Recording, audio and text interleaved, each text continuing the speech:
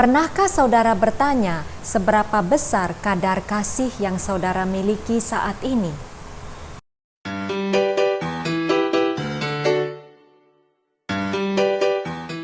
Salam sukacita bagi kita semua. Bagaimana kabar saudara hari ini? Semoga tetap baik dan sehat. Saudara, mari kita renungkan firman Tuhan dari Injil Yohanes bab 13 ayat 34 dan 35. Dalam ayat 34 dikatakan demikian, "Aku memberikan perintah baru kepada kamu, yaitu supaya kamu saling mengasihi, sama seperti aku telah mengasihi kamu, demikian pula kamu harus saling mengasihi." Membaca ayat ini, mungkin kita bertanya-tanya, mengapa Yesus memberikan perintah saling mengasihi, tetapi mengatakannya sebagai perintah baru? Kalau kita mencermati, ternyata jawabannya ada pada kata-kata ini. Sama seperti aku, Yesus telah mengasihi kamu. Jadi arti kata baru dalam konteks ini adalah kasih yang Tuhan bedakan, yaitu kasih duniawi dan kasih ilahi. Kita diminta untuk saling mengasihi sesama dengan kasih yang Yesus berikan kepada kita, yakni dengan kasih ilahi, sebuah kasih yang Tuhan telah berikan kepada kita sehabis-habisnya sampai Ia merasakan sakit dan penderitaan yang sedemikian hebat di kayu salib oleh karena dosa-dosa kita. Saudara, di telinga kita mungkin ungkapan kasih ilahi memiliki standar yang sangat tinggi bagi kita untuk mengasihi, sebab kasih yang ilahi itu adalah kasih yang selalu terus dan mau memberi walaupun kita merasa tersakiti. Apakah kita bisa mewujudkan kasih yang demikian? Jawabannya bisa, asalkan kita mau membuka hati untuk menerima ajaran Tuhan ini, dan lalu kita mau belajar mewujudkannya dari lingkup hidup kita yang paling kecil, lalu ke dalam lingkup hidup kita yang semakin dan semakin besar lagi. Dalam lingkup hidup kita yang terkecil, kita mau belajar mewujudkan kasih yang ilahi di dalam keluarga kita. Saudara, kadang-kadang atau seringkali kita harus menghadapi orang-orang atau anggota-anggota keluarga kita, entah itu orang tua, suami, istri, anak, cucu, saudara ipar, opa, oma, yang mungkin kadang-kadang suka marah-marah, suka membentak, malas, ataupun mungkin perkataannya kurang santun, kurang bijaksana, yang sikapnya kasar dan sebagainya.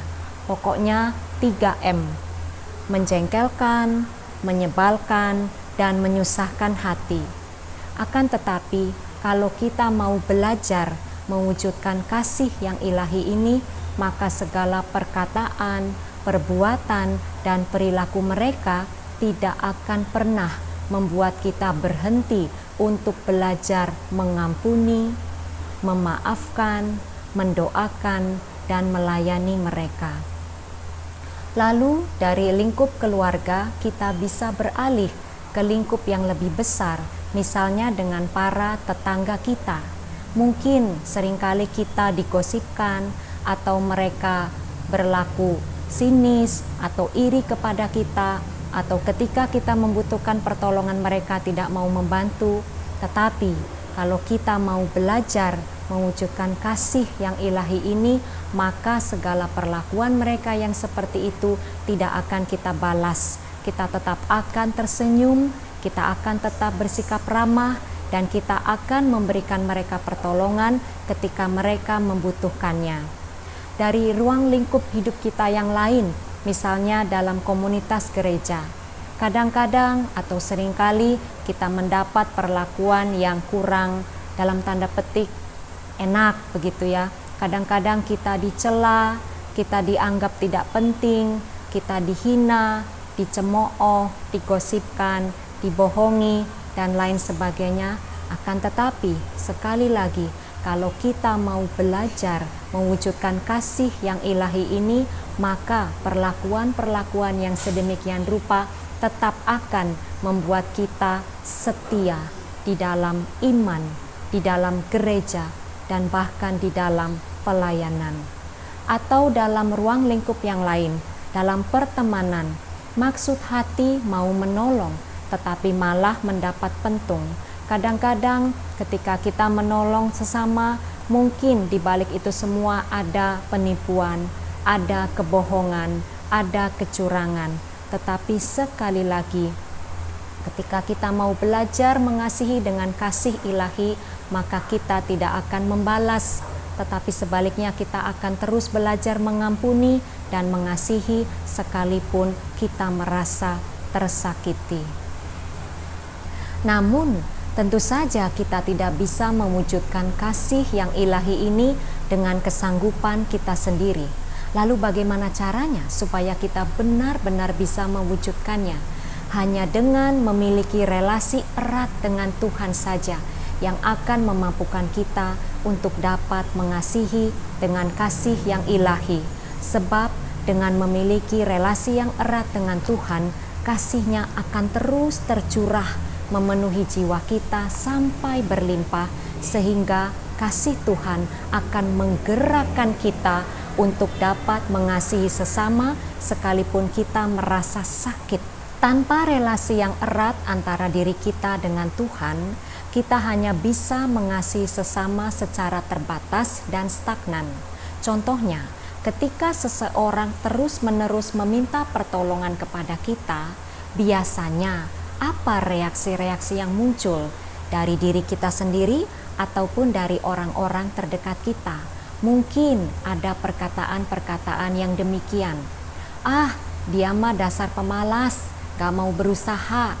Atau ada juga yang berkata, gak usah ditolongin, nanti jadi kebiasaan. Atau ada pula yang berujar, nanti dia terus mengandalkan kamu loh. Atau kita mungkin bertanya, kok dia minta tolong terus ya? Dan sebagainya. Mari saudaraku, saat ini kita mau melihat diri kita lebih dalam lagi dan bertanya, seberapa besar kadar kasih yang kumiliki saat ini?